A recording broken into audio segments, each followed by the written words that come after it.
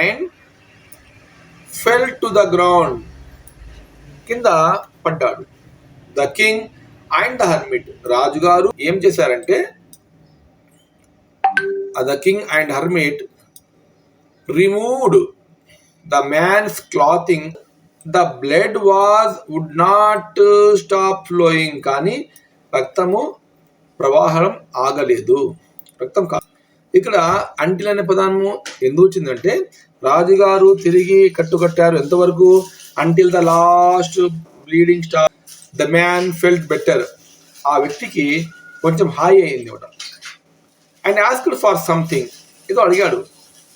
The king with the hermit's help carried the wounded man into the hut.